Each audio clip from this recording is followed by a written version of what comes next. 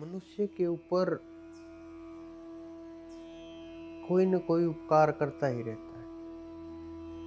कुछ लोग इसको चुकाने का प्रयत्न करते हैं, कुछ लोग उपकार को ही भूल जाते हैं। कुछ लोगों के दिमाग में भी ये नहीं होता कि कोई हमारे ऊपर भी उपकार कर सकता है।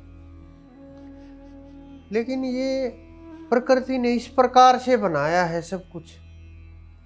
बच्चा पैदा होता है तो माता पिता का उपकार शुरू हो जाता है।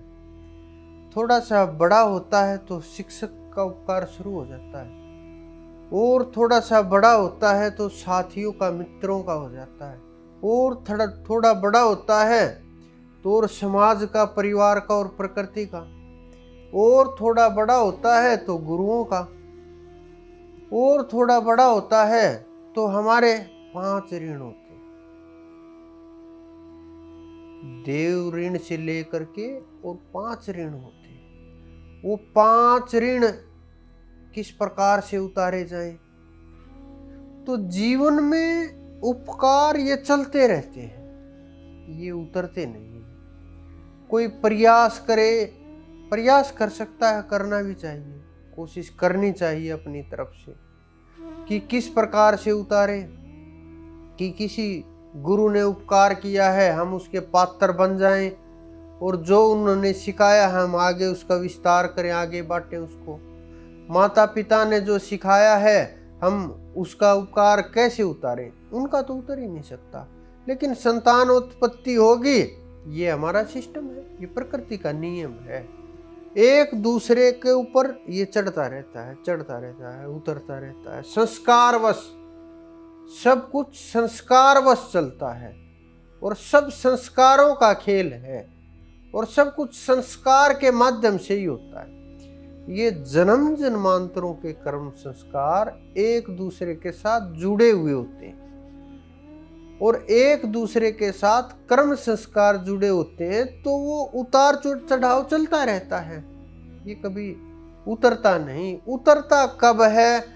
अगर आपको मोक्ष की प्राप्ति हो गई, मुक्त हो गए आप जीवन से, फिर आप समझो आपने सबका ऋण उतार दिया और आप बिल्कुल फ्री होकर के बिना कर्ज के मुक्ति धाम में चले गए। उससे पहले ना संसार का ऋण उतरता है, ना गुरुओं का ऋण उतरता है, ना माता पिता का ऋण। कोई ना कोई ऋण चढ़ता ही रहता है, सर्कल है ये, घूमता रहता है, सृष्टि चक्कर है ये।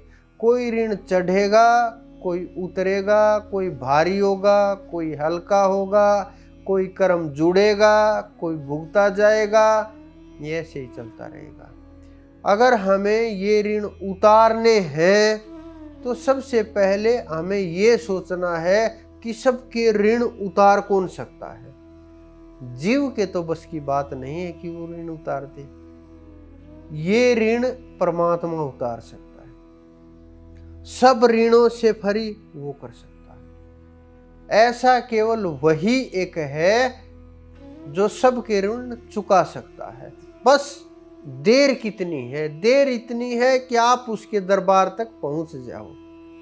जब आप उसके दरबार तक पहुंच जाओगे तो वो सारे आपके कर्जे चुका देगा, चाहे वो धन के हों, चाहे वो शरीर के हों, चाहे वो कर्म के हों, चाहे वो संसार के हों, चाहे प्रकृति के हों।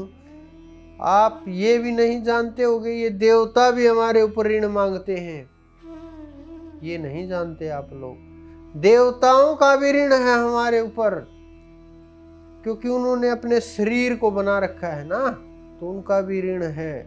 सब इंद्रियों के ऊपर उनका अधिकार है ना, तो उनका भी ऋण है हमारे ऊपर। तो वो ऋण कैसे चुकाए जाए? मनुष्य कितना भी जोर लगा ले, सब कुछ कर दे, नहीं हो पाएगा। लेकिन मनुष्य अगर परमात्मा के समर्पण हो जाए और सब कुछ उसके चरणों में अर्पण कर दे, और वहां केवल इतने से काम नहीं चलेगा कि अर्पण कर दिया, मैंने तो अर्पण कर दिया, अब वो जाने उसका काम। ये तो भागने वाली बात हुई, ये तो पीछा छुड़ाने वाली बात हो जाएगी। पीछा नहीं छटवाना, उसके दरबार तक जाना है। जो जीव उसके दरबार तक पहुंचा, सारे ऋण उसके हो गए। वो अपने आप सब के सब ऋण अपने आप आपके चुका देगा।